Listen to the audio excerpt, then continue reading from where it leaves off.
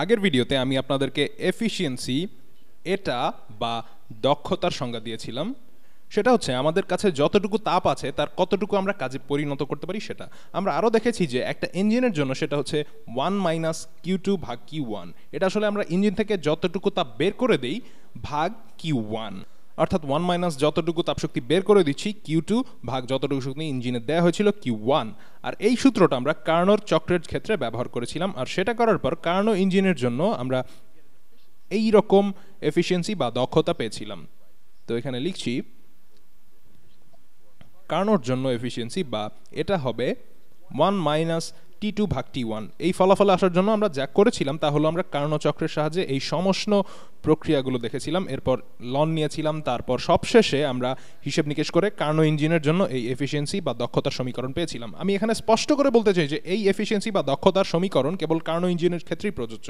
দক্ষতার আরও একটা সমীকরণ আছে, সেটা হচ্ছে দক্ষতা হচ্ছে ইঞ্জিন দ্বারা কৃত কাজ W ভাগ ইঞ্জিনটা কতটুকু তাপশক্তি গ্রহণ করেছে সেটা কিউ ইনপুট, কিংবা এভাবে বলা যায় যে সিস্টেমে নেট যুক্ত তাপ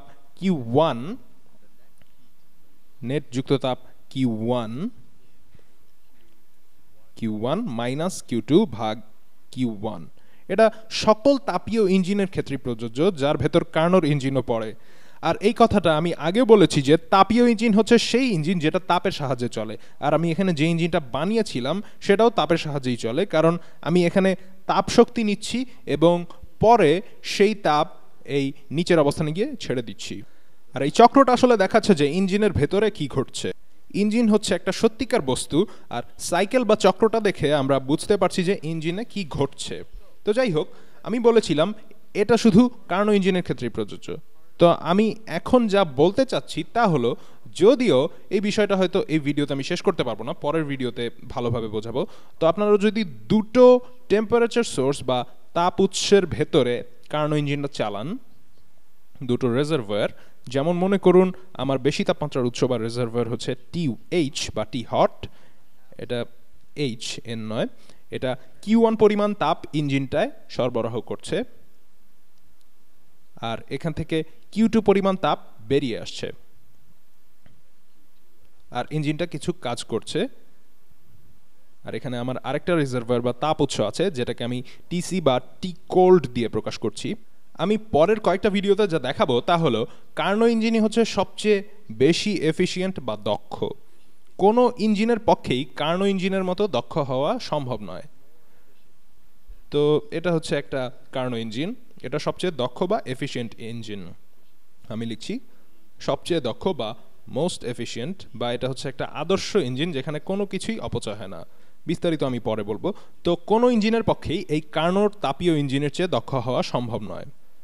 তো এটা প্রমাণ করার জন্য আমি কার্নো ইঞ্জিন সম্পর্কে একটু আলোচনা করব। আমি এর বিভিন্ন দিকগুলো আপনাদের দেখাবো। এর মধ্যে একটা হচ্ছে, আগে আমি এর পিভি ডায়াগ্রামটা আঁকছি। এটা পি বা চাপ, এটা হচ্ছে ভি বা আয়তন, সরি, এটা হচ্ছে পি আর এটা হচ্ছে ভি। তো কার্নোর চক্রের জন্য আমরা দেখেছিলাম যে আমরা এখান থেকে শুরু করে একটা আইসোথার্মাল বা সমষ্ণ প্রসারণের ভেতর দিয়ে গিয়েছিলাম, যেটা এরকম ছিল। এটা একটা সমষ্ণ প্রক্রিয়া ছিল। এরপর ছিল এডিয়াব্যাটিক এক্সপ্যানশন বা রুদ্ধতাপীয় প্রসারণ, আর আমরা এদিকে যাচ্ছিলাম পুরোটা সময়। তারপর এডিয়াব্যাটিক এক্সপ্যানশন বা রুদ্ধতাপীয় প্রসারণ, সেটা এরকম ছিল। এরপরে ছিল আইসোথার্মাল কন্ট্রাকশন বা সমষ্ণ সংকোচন, যেটা এরকমভাবে হয়েছিল। তারপরে ছিল এডিয়াব্যাটিক কন্ট্রাকশন বা রুদ্ধতাপীয় সংকোচন, যার মাধ্যমে আমরা যেখান থেকে শুরু করেছিলাম ঠিক সেই জায়গায় ফিরে গিয়েছি। এভাবে পুরো সময়টা আমরা ঘড়ির কাঁটার দিকে গিয়েছি, আর ঘড়ির কাঁটার দিকে যাওয়ার পথে আমরা তাপশক্তি নিয়েছিলাম এখানে কাজ করার জন্য, এবং তাপমাত্রা স্থির রাখার জন্য আমরা তাপশক্তি নিয়েছিলাম, আর এখানে তাপ ছেড়ে দিয়েছিলাম যাতে তাপমাত্রা আর না বাড়ে।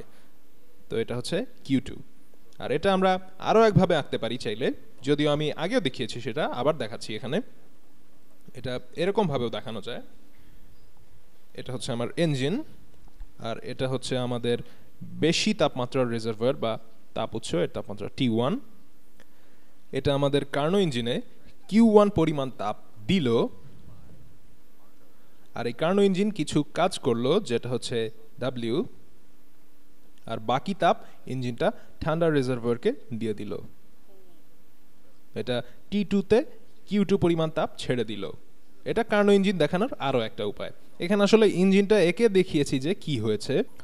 আর আমি এখানে আরও একটা কথা বলতে চাই, সেটা হচ্ছে যে এটা হচ্ছে একটা রিভার্সিবল বা উভমুখী প্রক্রিয়া। এর মাধ্যমে উল্টো দিকেও আমরা ফিরে যেতে পারবো। এটা আমি আগেও দেখিয়েছি। প্রথম যখন আমি আপনাদেরকে এটা বলেছিলাম তখন আপনাদেরকে কোয়াজাই স্ট্যাটিক প্রসেস সম্পর্কে আমি ধারণা দিচ্ছিলাম। কোয়াজাই স্ট্যাটিক প্রসেস এর মানে হচ্ছে যে আমরা এই জিনিসটা এতই ধীরে ধীরে করব যে যাতে আমরা সব সময় সাম্যাবস্থার খুবই খুবই কাছাকাছি থাকতে পারি, আর সিস্টেমের ম্যাক্রো স্টেটগুলো যাতে সব সময় বের করা সম্ভব হয়। আর সেটা করার জন্য আমরা এসব নুড়ি পাথরের সাহায্য নিয়েছিলাম, যাতে করে সব পাথর একবারে সরিয়ে সরাসরি এ থেকে বিতে যাবার বদলে ধীরে ধীরে একটা একটা করে পাথর সরিয়ে কাজটা করেছিলাম, যাতে এর মাঝের প্রত্যেকটা বিন্দুতে ম্যাক্রো স্টেটগুলো বের করা যায়। তো এটাই ছিল কোয়াজাই স্ট্যাটিক প্রসেস। এর আগে আমি যখন কোয়াজাই স্ট্যাটিক প্রসেস নিয়ে ভিডিও করেছিলাম তখন বলেছিলাম বেশিরভাগ কোয়াজাই স্ট্যাটিক প্রসেসই হচ্ছে রিভার্সিবল বা উভমুখী। এই রিভার্সিবল কথাটাকে আমি অনেক সময় কোয়াজাই স্ট্যাটিকের বদলেও বলে থাকি। তো থিওরিটিক্যালি বা তত্ত্বীয়ভাবে কার্নো চক্র শুধু কোয়াজাই স্ট্যাটিকই নয়, বরং এটা রিভার্সিবল বা উভমুখী। এর মানে হচ্ছে যে মনে করুন কিছু সময় পর কয়েকটা পাথর সরিয়ে আমরা এই অবস্থানে এসেছি। এখন আমরা চাইলে কিছু পাথর যোগ করে আবার উল্টো দিকে ফিরেও যেতে পারি। এই রিভার্সিবল বা উভমুখী কথাটার অর্থ কিন্তু এটাই। তো এমনটা হবার জন্য এই সিস্টেমের কোন বৈশিষ্ট্যটা থাকতেই হবে, এটা নিয়েও কিন্তু আমি আগে বেশ কয়েকবার আলোচনা করেছি। এরকম হবার জন্য আমাদের এই ইঞ্জিনের সিলিন্ডার আর পিস্টনের মাঝে কোনো রকম ফ্রিকশন বা ঘর্ষণ থাকতে পারবে না। যদি সামান্য একটু তাপ ও ঘর্ষণের জন্য অপচয় হয়, তবে আপনি যখন বিপরীত দিকে যাবেন তখন ওই একটু তাপ অপচয়ের কারণে আমরা ফিরে গিয়ে একদম ঠিক আগের জায়গায় আর পৌঁছতে পারবো না। তাই কার্নো চক্রটা রিভার্সিবল বা উভমুখী হওয়ার জন্য আমাদের ধরে নিতে হবে যে এটা ঘর্ষণমুক্ত বা ফ্রিকশনলেস একটা ইঞ্জিন। আমি ফ্রিকশনলেস কথাটা লিখছি। কার্নো তাপীয় ইঞ্জিন হচ্ছে সেই ইঞ্জিন যেটা ফ্রিকশনলেস বা ঘর্ষণমুক্ত, যেটা আসলে বাস্তবে সম্ভব নয়, কারণ পুরোপুরি ঘর্ষণমুক্ত হবার জন্য, আচ্ছা থাক আমি এটা নিয়ে পরে আলোচনা করব। তো আপনার যদি একটা ঘর্ষণমুক্ত ইঞ্জিন থাকে আর প্রক্রিয়াটা যদি কোয়াজাই স্ট্যাটিক হয়, তবে সেটা রিভার্সিবল বা উভমুখী হবে। তো আমরা যদি এটাকে রিভার্সিবল করতে চাই তবে সেটা কিভাবে করব? সেখানে আমরা এই অবস্থা থেকে শুরু করব, মানে এ থেকে, যেটা আগেও করেছিলাম, কিন্তু এবার এই পথে যাবার বদলে আমি যাব উল্টো পথে। তো প্রথমে আমরা যা করতে পারি তা হলো আমি প্রথমে রুদ্ধতাপীয় প্রসারণ ঘটাতে পারি। এটা নতুন করে আঁকছি, তাহলে নতুন করে আঁকছি। আমরা একই জিনিস করব উল্টো দিক দিয়ে, আর সেটা যদি আমরা ঠিকভাবে করতে পারি তবে ফলাফলটা একই হবে। আর আমি যেহেতু সবসময় সাম্যাবস্থায় আছি আর আমার সিস্টেম যেহেতু ঘর্ষণমুক্ত এবং আমার সামনে পেছনে যেতে কোনো শক্তির অপচয় হচ্ছে না, তাই আমি এখানে এ থেকে শুরু করে রুদ্ধতাপীয় সংকোচন করতে পারি। তো রুদ্ধতাপীয় সংকোচন অনেকটা এরকম দেখাবে। এরপর আমরা এই অবস্থানে পৌঁছবো। এরপর আমি সমষ্ণ প্রসারণ ঘটাতে পারি। তো এটা ছিল রুদ্ধতাপীয় সংকোচন। এরপরে আমি সমষ্ণ প্রসারণ ঘটাবো। সমষ্ণ প্রসারণ ঘটবে এরপরে। আচ্ছা, আর একটু ভালো করে আঁকছি। তো সমষ্ণ প্রসারণ হবে, সমষ্ণ প্রসারণ করেছি। আর এই ক্ষেত্রে আমরা কিছু কাজ করছি, কিন্তু সেটা সমষ্ণ প্রক্রিয়ায় করছি। এটা হচ্ছে ঠান্ডা সমষ্ণ প্রক্রিয়া। একে T2 দিয়ে প্রকাশ করছি, যেমনটা এখানেও এটা T2 ছিল। তো এই ক্ষেত্রে আমি যখন T2 রিজার্ভয়ারে আছি এবং সমষ্ণ প্রসারণ ঘটাচ্ছি, তাই রিজার্ভয়ার থেকে সিস্টেমে তাপ ঢুকছে। এই রেখার নিচের অংশের ক্ষেত্রফলটুকু হলো যে কাজটা আমরা করছি সেটা, আর তাপটা হচ্ছে Q2, আর এই তাপ আমাকে দিচ্ছে T2 রিজার্ভয়ার। তার মানে পুরো ব্যাপারটা কিন্তু ঠিক উল্টো ঘটছে। এরপর আমরা রুদ্ধতাপীয় সংকোচন ঘটালাম এভাবে, আর তারপরে আমরা এভাবে সমষ্ণ সংকোচন ঘটালাম, এইরকম সমষ্ণ সংকোচন ঘটালাম।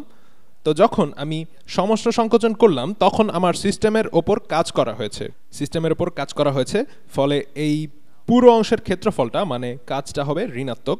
আর আমাদের তাপমাত্রা স্থির রাখার জন্য আমাদের তাপ ছেড়ে দিতে হবে, কিন্তু আমরা এটা উচ্চ তাপমাত্রায় করছি, মানে আমরা T1 রিজার্ভয়ারকে সেই তাপ দিয়ে দিচ্ছি।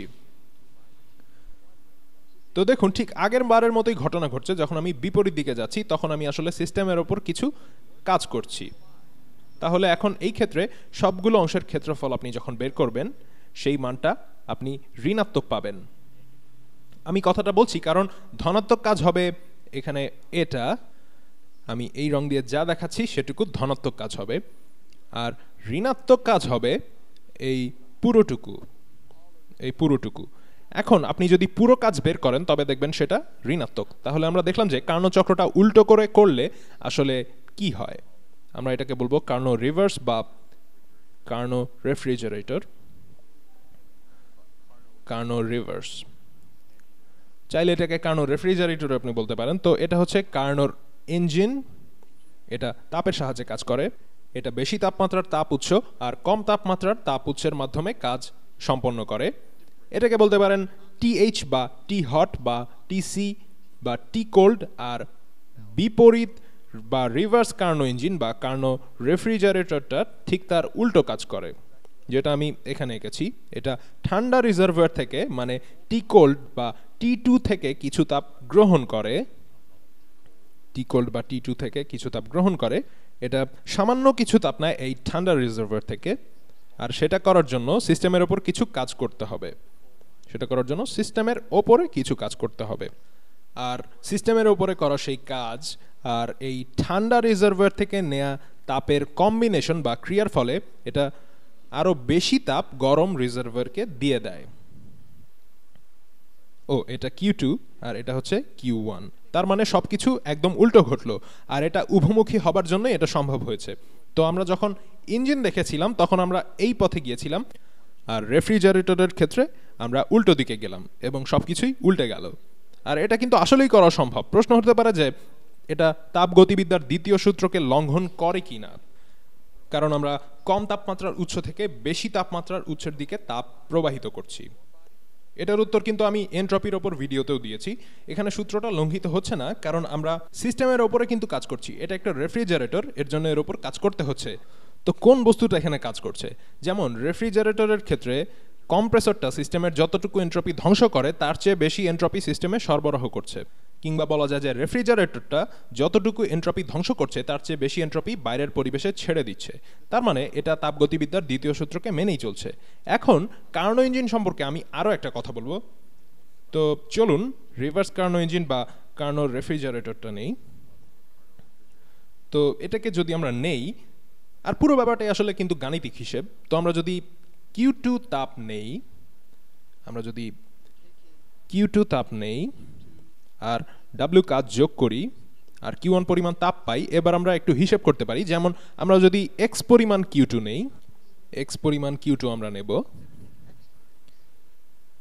X পরিমাণ Q2, আর যদি আমরা X পরিমাণ কাজ করি তার ফলে সেটা XQ1 পরিমাণ তাপ T2 রিজার্ভারকে দেবে।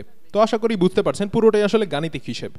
যদি এখানে দুটো কার্নো ইঞ্জিন একসাথে চলে তবে সব জায়গায় 2 হবে, দুটো কার্নো ইঞ্জিন চললে সব জায়গায় 2 হবে। আবার যদি তিনটা ইঞ্জিন একসাথে চলে তবে সব জায়গায় আবার 3 হবে, আর সবগুলোকে আপনি একটা ইঞ্জিন হিসেবেও তখন ধরে নিতে পারবেন। তো আশা করি আপনাদেরকে মোটামুটি একটা ধারণা দিতে পেরেছি যে কার্নো ইঞ্জিন হচ্ছে সবচেয়ে এফিশিয়েন্ট বা দক্ষ ইঞ্জিন। এর চেয়ে বেশি এফিশিয়েন্ট ইঞ্জিন পাওয়া সম্ভব নয়।